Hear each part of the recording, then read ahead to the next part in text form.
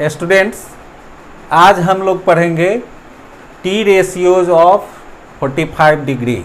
मतलब 45 degree angle यदि कोई है तो उसका टी रेशियोज क्या क्या होगा, मतलब साइन 45 का क्या वैल्यू होगा, कॉस 45 डिग्री का क्या वैल्यू होगा। इसके लिए हम लोग क्या करेंगे कि एक ट्रायंगल लेंगे, एक स्पेशल ट्रायंगल है आपका राइट एंगल ट्रायंगल, जिसमें आपका दो साइड इक्वल हो, मतलब this is isosceles right triangle. Right triangle right isosceles triangle या आइसोसेलस राइट ट्रायंगल। अब यहाँ देखिए ये ए बी सी एक राइट ट्रायंगल है जिसमें आपका A B and B C both sides are equal. तो यहाँ देखेंगे हम लोग let A B C be a triangle in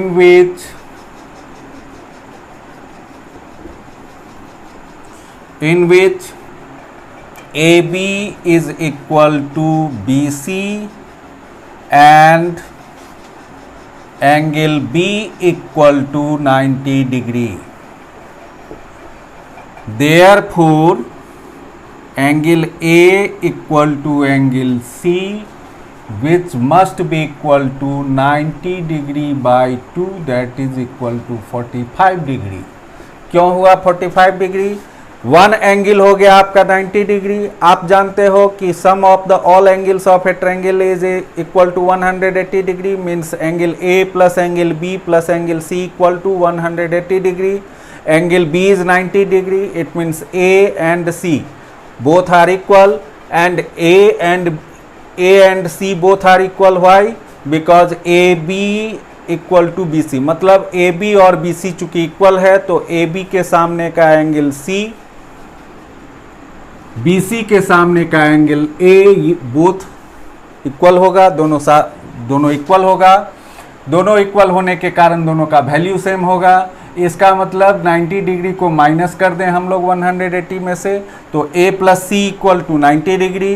A plus C 90 degree हुआ, C को हम लोग रिप्लेस कर देंगे A से, तो उस केस में आपका हो जाएगा कि double A is equal to 90 degree, तो इसका मतलब A is equal to 45 degree. इसका मतलब A और C दोनों जो है सो 45 डिग्री, तो A equal to C equal to 45 degree, क्योंकि आपका B आपका 90 डिग्री हो गया, A और C इक्वल है, तो इसका मतलब 90 को डिवाइड करेंगे 2 से, तो दोनों आपका 45 डिग्री हो जाएगा। अब हम लोग लेंगे क्या कि A B equal to A और B C also equal to A, because A B और बी सी दोनों इक्वल है। तो इसका मतलब हो गया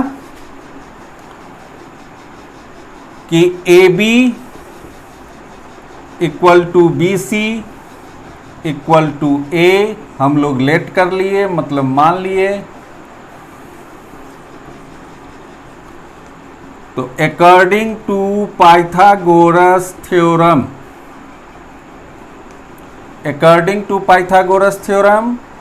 ए C square is equal to A B square plus B C square. Pythagoras theorem कहता है कि हाइपोटेनस का स्क्वायर बाकी दोनों साइड के स्क्वायर के सम के बराबर होता है। A C square must be equal to A B square plus B C square according to Pythagoras theorem हो गया। तो यहाँ आपका ए बी का value A and B C का वैल्यू भी ए, तो A square plus A square यानी 2a square. Therefore A C is equal to square root of 2a square. 2a square का स्क्वायर रूट, यानी इसका यदि हम लोग स्क्वायर रूट निकालेंगे तो 2 का तो स्क्वायर रूट नहीं निकलेगा, इसलिए रूट 2a स्क्वायर का हो गया a, तो रूट 2a। अब यहां देखेंगे हम लोग कि साइन 45 डिग्री यदि हम लोग वैल्यू निकालते हैं तो ये 45 डिग्री है, हम लोग C को कंसीडर करते हैं, तो sine C is equal to sine C equal to A B by A C. A B और ए सी का वैल्यू हम लोगों को पता है। ए बी का वैल्यू हो गया आपका ए, और ए सी का वैल्यू हम लोग अभी निकाले हैं √2a। ए सी का वैल्यू √2a, तो √2a यदि यहाँ लिखते हैं हम लोग ए सी के बदले, ए से ए कैंसिल हो जाएगा, ये हो जाएगा 1/√2। उसी तरह आपका cos 45 degree, cos 45 degree is equal to BC/AC। 45 degree हम लोग C के लिए लिए हैं, इसलिए ये हो जाएगा BC/AC। क्योंकि आप जानते हैं कि किसी भी एंगल का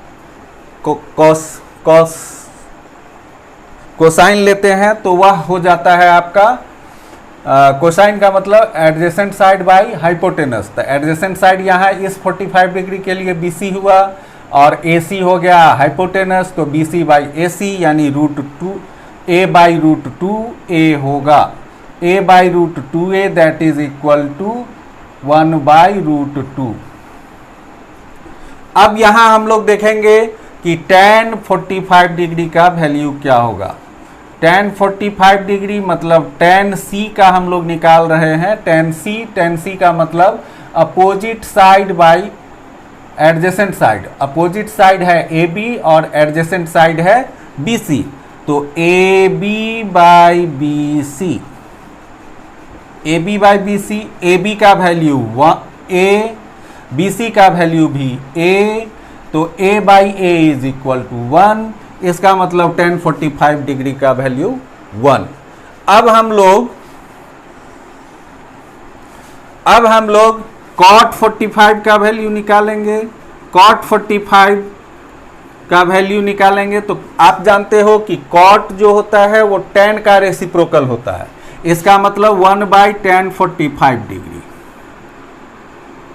tan 45 डिग्री का वैल्यू है 1, तो 1/1 दैट इज इक्वल टू 1। उसी तरह आपका sec 45 degree, sec 45 degree is equal to 1/cos 45 degree. क्यों हुआ है ऐसा?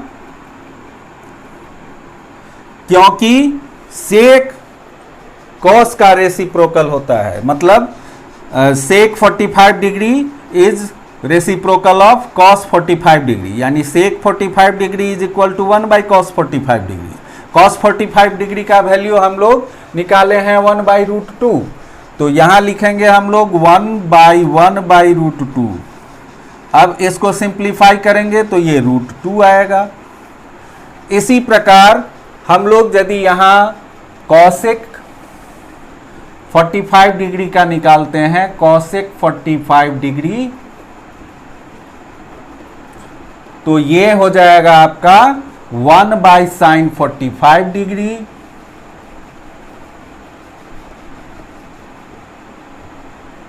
क्यों? क्योंकि sin 45 डिग्री और cosec 45 डिग्री एक दूसरे का रेसिप्रोकल होता है, तो यहां हो जाएगा आपका 1/√2। 1/√2 इसका वैल्यू होता है, जो कि आपका √2 के बराबर हो जाएगा। यानी cosec 45 degree is equal to 1/sin 45 degree, क्योंकि sin और cosec एक दूसरे का रेसिप्रोकल होता है, तो यहाँ cosec 45 degree is equal to 1/45 degree, और 1/sin 45 डिग्री का वैल्यू हम लोग निकाल चुके हैं 1/√2, तो 1/√2 यहाँ लिखेंगे, तो 1/1/√2 that is equal to √2। Okay, अब हम लोग इसको एक चार्ट के रूप में लिखेंगे। For sin 45 degree is equal to 1/√2, cos 45 degree is equal to 1/√2, tan 45 degree इसका वैल्यू हम लोगों ने निकाला 1, cot 45 डिग्री का वैल्यू हम लोगों ने निकाला 1, उसके बाद सेक 45 डिग्री का वैल्यू हम लोगों ने निकाला √2 और कॉसेक 45 डिग्री का वैल्यू निकाला हम लोगों ने √2। ये मेमोराइज करना है आपको और नेक्स्ट वीडियो में हम लोग 30 डिग्री और 60 डिग्री का टी रेशियोज निकालेंगे। तो इसमें आपको लगता है समझ गए होंगे। यदि किसी भी प्रकार का डाउट होगा तो कमेंट बॉक्स में लिखें, लाइक करें, शेयर करें, सब्सक्राइब करें। Thank you.